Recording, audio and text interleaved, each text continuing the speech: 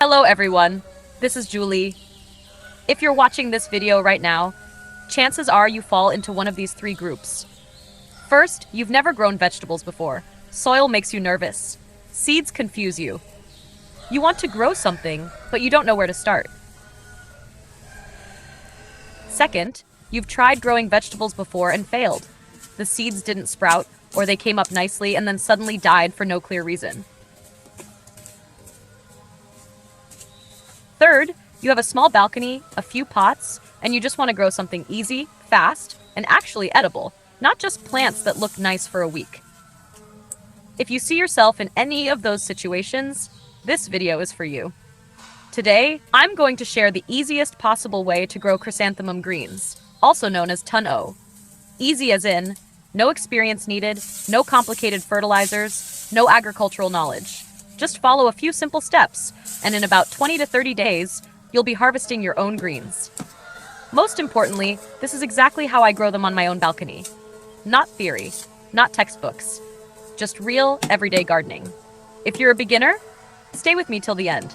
I'll explain everything slowly, clearly, and honestly.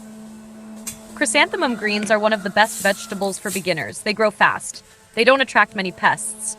They're not picky about soil. They handle light sun and gentle rain very well, and they grow perfectly fine in small pots.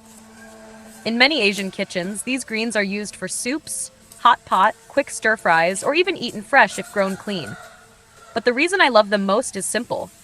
You plant them, and they grow.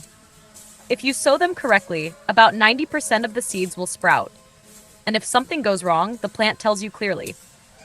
If it lacks water, the leaves droop.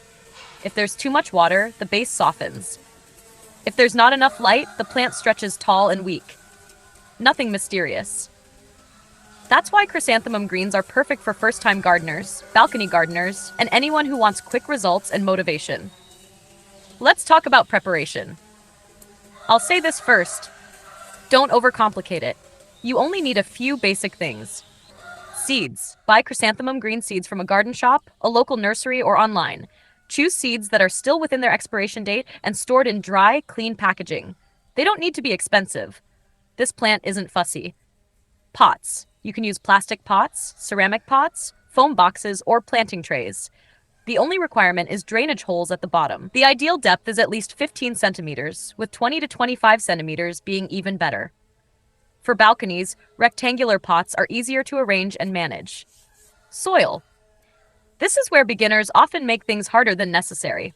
For chrysanthemum greens, you can use ready-made potting soil or garden soil mixed with rice husk, cocoa coir, or sand.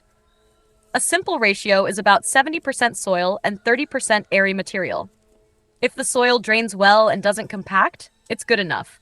No fertilizer is needed at the beginning. Now comes the most important part, sowing the seeds. Many beginners fail right here, so let's go slowly. First, moisten the soil. Before sowing, water the soil evenly. Not soaking wet, just moist. If you squeeze it in your hand, it should hold together but not drip water. Second, sow the seeds. Don't go too dense. Chrysanthemum seeds are very small. A common mistake is grabbing a handful and scattering everything. Instead, sprinkle lightly and aim for about 1 to 2 centimeters between seeds. If you accidentally sow too many, it's not the end of the world, but spacing them out from the start helps the plants grow stronger. Third, cover lightly. After sowing, add a very thin layer of soil on top, just enough to hide the seeds. Small seeds need shallow coverage. Too deep, and they struggle to emerge or may rot. Fourth, water gently. Use a spray bottle or gentle mist.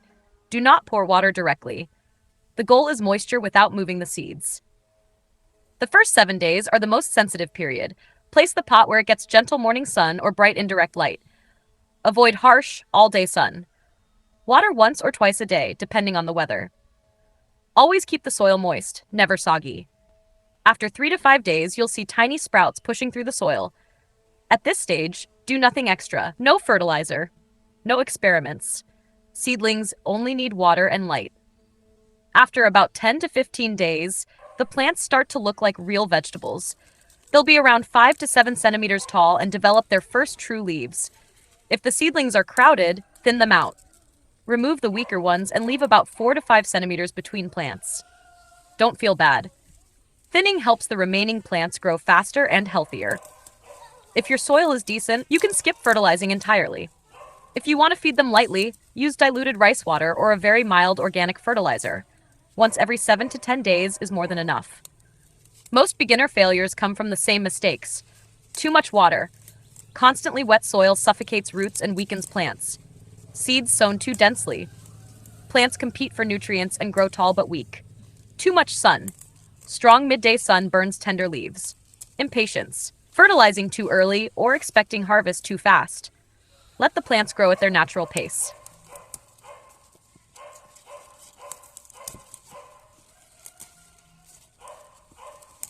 After about 20 to 30 days, it's harvest time. The plants should be 15 to 20 centimeters tall, with soft stems and healthy green leaves. You can harvest by cutting the stems 3 to 5 centimeters above the base, or by pulling out the whole plant. If you cut instead of pulling, the plant may regrow and give you a second harvest.